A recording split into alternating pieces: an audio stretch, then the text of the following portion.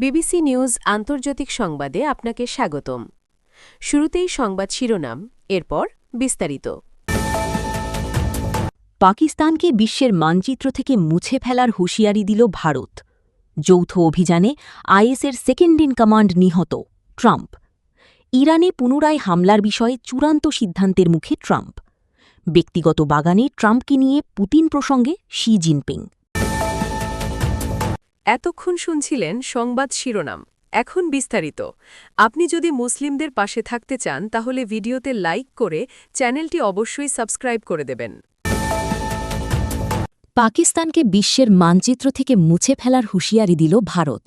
পাকিস্তান যদি সন্ত্রাসীদের আশ্রয় দেয়া এবং ভারতবিরোধী কার্যক্রম অব্যাহত রাখে তবে দেশটিকে মানচিত্র থেকে মুছে ফেলার প্রচ্ছন্ন হুঁশিয়ারি দিয়েছেন ভারতের সেনাপ্রধান জেনারেল উপেন্দ্র দ্বিবেদী। শনিবার ১৬ই মে দিল্লির মানেকশ সেন্টারে ইউনিফর্ম আনভেইলড আয়োজিত সেনা সংবাদ শীর্ষক এক ইন্টারঅ্যাক্টিভ অধিবেশনে বক্তব্য রাখার সময় তিনি এই কড়া হুঁশিয়ারি দেন। অনুষ্ঠানে সেনাপ্রধানের কাছে জানতে চাওয়া হয়েছিল, গত বছর সংঘটিত অপারেশন সিন্দুরের মতো পরিস্থিতি যদি আবারও তৈরি হয় তবে ভারতীয় সেনাবাহিনী কিভাবে তার জবাব দেবে। জবাবে জেনারেল দ্বিবেদী স্পষ্ট ভাষায় বলেন, আমি এর আগেও যা বলেছি তা যদি আপনারা শুনে থাকেন, সন্ত্রাসীদের আশ্রয় দেয়া এবং ভারতবিরোধী কার্যক্রম, তবে তারা বিশ্বের মানচিত্রে ভূগোলের অংশ হিসাবে টিকে থাকবে নাকি কেবল ইতিহাসের পাতায় স্থান পাবে সেই সিদ্ধান্ত তাদের নিজেদেরই নিতে হবে। জেনারেল দ্বিবেদীর এই মন্তব্যটি এমন এক সময় এলো যার কিছুদিন আগেই ভারত এবং দেশটির সামরিক বাহিনী অপারেশন সিন্দুরের প্রথম বার্ষিকী উদযাপন করেছে। গত বছরের ৭ মে পহেলগাম হামলার জেরে ভারতীয় বাহিনী পাকিস্তান ও পাকিস্তান অধিকৃত কাশ্মীরে পিওকে একাধিক অবকাঠামো লক্ষ্য করে বিধ্বংসী আক্রমণ চালায়, যা মূলত অপারেশন সিন্দুর নামে পরিচিত। যৌথ অভিযানে আইএসের সেকেন্ড ইন কমান্ড নিহত ট্রাম্প।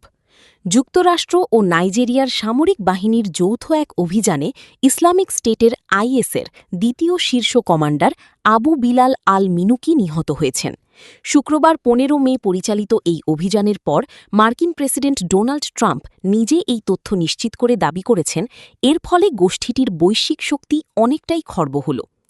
এক বিবৃতিতে প্রেসিডেন্ট ট্রাম্প জানান, তার নির্দেশনায় মার্কিন বাহিনী এবং নাইজেরিয়ার সশস্ত্র বাহিনী অত্যন্ত নিখুঁত ও জটিল একটি যৌথ অভিযান পরিচালনা করে বিশ্বের অন্যতম আলোচিত এই ব্যক্তিকে চিরতরে নির্মূল করেছে।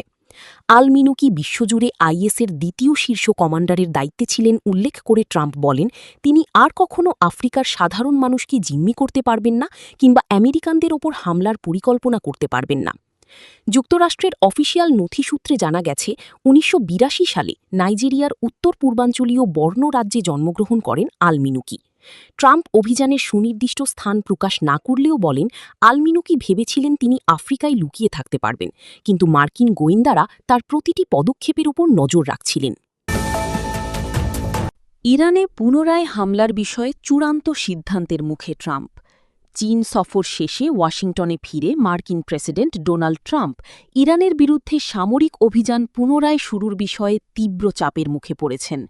কূটনীতিতে কোনো বড় ধরনের সাফল্য না আসায় মার্কিন প্রতিরক্ষা দপ্তর পেন্টাগনের শীর্ষ উপদেষ্টারা তেহরানের বিরুদ্ধে নতুন করে সামরিক হামলা চালানোর বিভিন্ন পরিকল্পনা ও বিকল্প প্রস্তাব তৈরি করেছেন।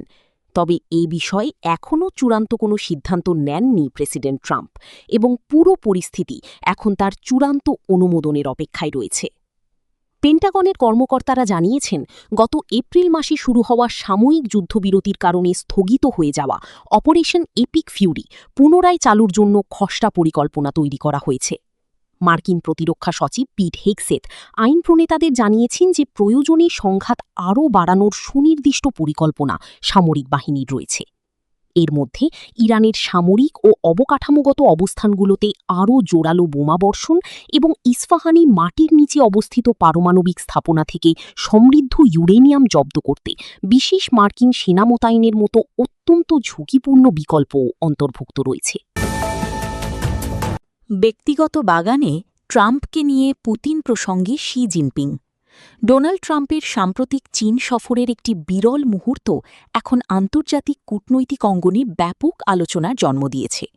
সফরের আনুষ্ঠানিক বৈঠকের বাইরে চীনের প্রেসিডেন্ট শি জিনপিং নিজেই ট্রাম্পকে নিয়ে যান তার ব্যক্তিগত বাগানে, যা সাধারণত বিদেশি নেতাদের জন্য খুব কমই উন্মুক্ত করা হয়।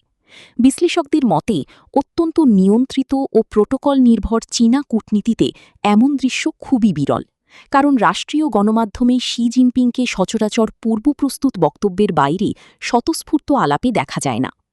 ঝংনানহাইয়ে বিরল মুহূর্ত। একটি ভিডিওতে দেখা যায় চীনের শীর্ষ নেতাদের সুরক্ষিত সরকারি বাসভবন ঝংনানহাই চত্বরে দোভাষীর মাধ্যমে ট্রাম্পের সঙ্গে খোশগল্প করছেন শি জিনপিং। এক পর্যায়ে একটি তরুণ পার হওয়ার সময় ট্রাম্প যেন হোঁচট না খান সেজন্য হাত বাড়িয়ে পথ দেখিয়ে দেন তিনি এবং সিঁড়ির দিকেও ইশারা করেন। এই ছোট্ট সৌজন্যমূলক আচরণও আন্তর্জাতিক গণমাধ্যমে বিশেষভাবে আলোচিত হয়েছে। শতবর্ষী গাছ আর একসঙ্গে মিশে যাওয়ার বার্তা। হাঁটার সময় শি জিনপিং হঠাৎ থেমে একটি পুরনো গাছ দেখিয়ে বলেন গাছটির বয়স ১০০ বছরেরও বেশি। এরপর তিনি জানান এটি আসলে দুটি আলাদা গাছ ছিল যা সময়ের সঙ্গে একত্রে মিশে গেছে।